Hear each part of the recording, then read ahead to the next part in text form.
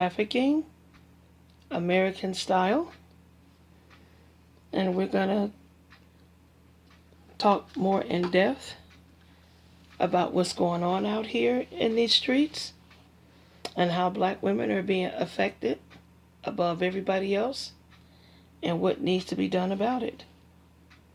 Okay, under Section 107 of the Copyright Act of 1976, allowance is made fair use for purpose such as criticism, comment, news reporting, teaching, scholarships, education, and research. Fair use is a use permitted by copyright statute that might otherwise be infringing. Okay, this is what's going on. We've been talking about this here. Ladies, now we talked about like the ride share services and the safety tips and what you need to do to ensure your safety, what to look out for in these ride share services. Now, if you're not using a ride share service and you're driving, say, in your car, or you're using public transportation, there are other dangers that you need to think about and consider. There was a young lady recently who was at a gas station pumping gas. They had an incident in Utah, and they had one in New York, and I believe they had one in Florida. So this is going, and I think in Sacramento. So this is going on all over the country. And this is happening in broad daylight, ladies. So this is why if you're taking public transportation, or if you're driving yourself, or you're driving on a bike, or whatever the case may be, there are other dangers to consider. And it's called being snatched up. And they're doing this in broad daylight. What makes this even more frightening and more terrifying about being snatched up is the fact that people are standing by and they're watching. They're not intervening. They're not even calling the police. They whip out their cell phones and they begin to record. You got men who could easily foil an abduction. There was one lady ran over to this guy and got inside the guy's vehicle to get away from her abductor. The guy snatches her out the car. The guy's standing there pumping his gas. And he's just looking like, okay, whatever. He didn't do anything, didn't say anything. We're in an age, you got people have this, I don't want to get involved attitude. Ladies, I can't begin to tell you how dangerous that is for us. But this is what we're dealing with.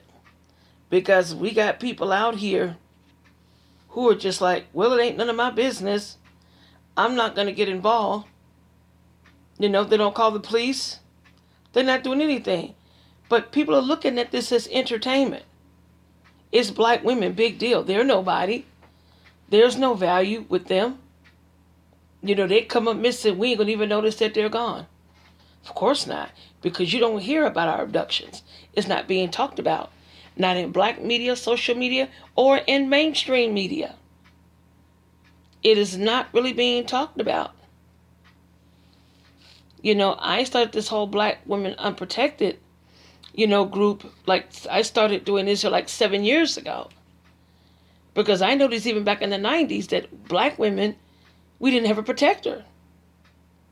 And see, when you don't have a protector, it's like open season. There's open season. There's no consequence. There's no accountability. There's nothing that come into place here when we're being abducted in broad daylight. Because this is what they're doing now. Okay, no more worrying about the boogeyman jumping out the bushes in the middle of the night. No, this is a whole different ballgame. They're doing this stuff out in the opening in broad daylight. Grabbing women, snatching them by the hair, picking you up, beating you up the whole 9 yards and running with you, taking you to a van. Ladies, okay, there's some things to consider here.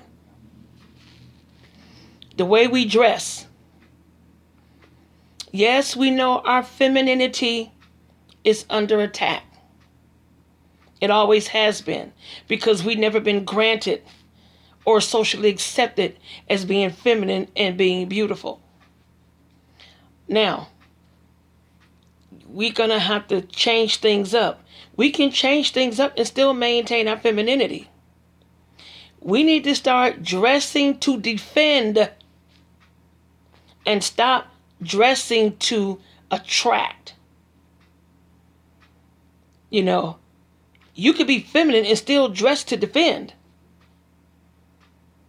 It's all about the colors and what have you. Ladies, don't be wearing things that attract. And what I mean by that, these cute little bling bling sandals and designer purses and handbags, wallets and the like. Tight fitting clothing, revealing clothing.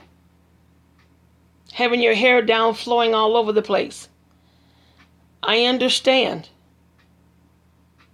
how we feel with regards to our femininity. Our femininity is very important to us. But we're going to have to ask ourselves a question, ladies. What's more important right now? And I'm going to say it. I'm going to ask this question. I'm going to pose it. And I know it's going to sound really weird and bizarre. But what I'm going to ask, ladies, what's more important right now? Our femininity or our safety? I know that sounds creepy. The reason why I pose that question in the manner in which I pose it is that we can be feminine and still dress to defend. Putting our femininity to the side, I don't mean that you got to go out there wearing bonnets and wearing fatigues and things of that nature and no makeup and walking out there mean mugging. No, that's not what I'm talking about. That's not what I mean when I say, putting our femininity to the side. We have to have it blend in. We have to do a blend. And what I mean by that is blending our femininity and, taking that and blending it in conjunction with self-defense. We got to dress to defend. Can't be wearing the cute little sandals, tight-fitting pants, shorts, and whatnot. You can wear nice sweatsuits. There are beautiful sneakers out there, ladies, that are also steel-toed. You can get some steel-toe sneakers. Steel-toe boots that are nice, pretty, feminine colors. We can be stylish and still be in a position that if we had to and need to, we can defend ourselves. It's very important.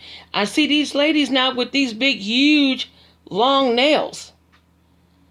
My sister told me that they're called coffin nails. Pretty morbid to me. But I see these women with these big, long nails. Are you able to defend yourself with those nails? Are you able to fight? I mean, it's like you got a handful. It's like instead of nails, you got knives at the tips of your fingers. Now, if those nails are strong where they don't pop off in a fight, I don't know how much of a fish you're going to make with those. But if they're very strong and y'all got them in the point, you better put those bad boys to work. If you don't have those super long nails, your nails don't have to be super long. Now, my nails grow very long and they're thick, but I keep them trimmed because when they break down on the line and they're painful. So I keep my nails trimmed. So not only are they trimmed, but if I have to rake over somebody's face with them and have them looking like a tic-tac-toe diagram, I'd be able to achieve that. And keep your thumbnails long too, ladies, because you can use those as jabbing devices. Your thumbnails are very thick. You don't have to have these big claw nails. But if those nails are thick and they don't pop off and you can fight with those, I don't recommend it, you know. But see, these are my nails. So, you have nails about this length. Just about this length here. You can do a job. You can do a job on somebody. My nails are like in a point. And you could do a job on somebody. See? You could do a job on somebody with these bad boys. Somebody come at you, claw in the face, go for the throat. Go for the eyes. The ears, whatever.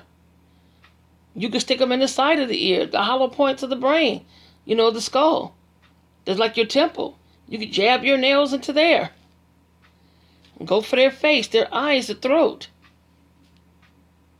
And when you punch them, do a door knock punch. You know how you knock on a door? That's how you knock on their head. Works really good. You could wear a self-defense ring. Self-defense rings, ladies. Don't hurt. You can wear those. You can get some costume jewelry rings or something.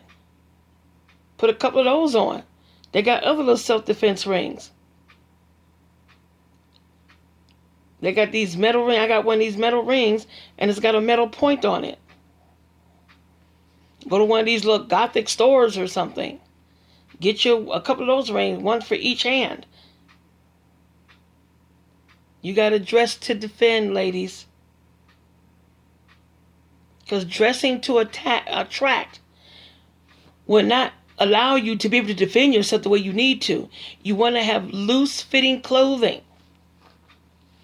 You want to wear a nice, sturdy shoe or sneaker. I call them butt kickers, if you will. You want to have a nice, sturdy shoe that you can use for kicking. Practice kicking. You can get a pillowcase and fill it up with some dirty clothes, or get you a big nylon bag and fill it with clothes, blankets, or whatever. And if you got a garage, just strap it up in there on the beam in a garage or whatever, and just practice kicking it. Practice kicking. So somebody try to grab you. If somebody throws you over their shoulder, you better bite them. Bite them all in the back. Dig your nails all into their backs. All along the side of their bodies. Rib cage area, whatever the case may be. And start kicking. Start kicking and wiggling around like kids do.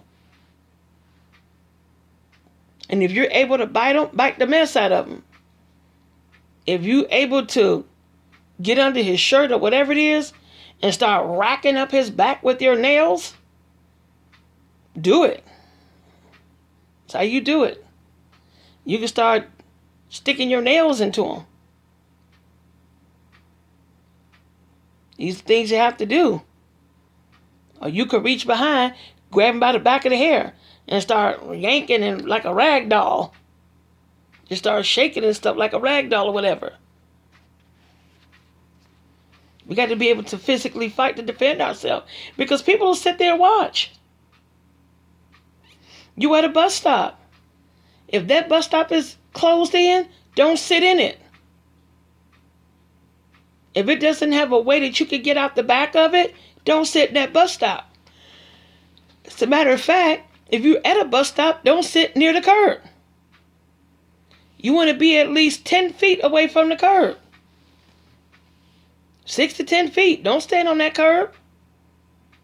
Somebody can just pull up along that bus stop while you standing there and snatch you right on off the bus bench. Snatch you right from the bus stop. Don't be carrying a lot of bags with you. Stop carrying. I know we'd like to wear our cute designer bags and be all cute and little blingy and all that, but you know what? It's not the time for that now. Get you a lunch bag. Those little cute little igloo bags, ladies. You can get those bags and use them as a purse. Put stuff in there. And you can take an ice block. Get one of them little ice blocks that you put in your igloos to keep your stuff cold. Take you one of them goddamn ice blocks and put it in the bottom of your bag. Let somebody have it. You can use one of the little igloo bags as a purse. I do. I got a lot of nice handbags, designer bags, and what have you.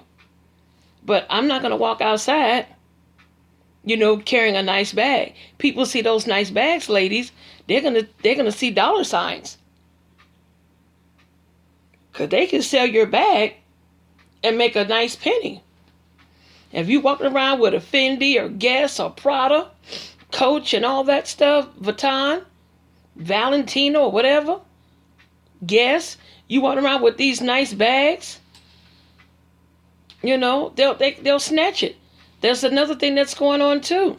You have guys out here that are targeting women who have designer bags, Gucci and all that stuff. Stuart Weitzman, they're targeting women wearing these nice bags. And they're snatching you. They're snatching the women's up. Because they figure, okay, money. You got purse snatchers out here. So between the traffickers and the carjackers and the purse snatchers, we got a lot of stuff to think about.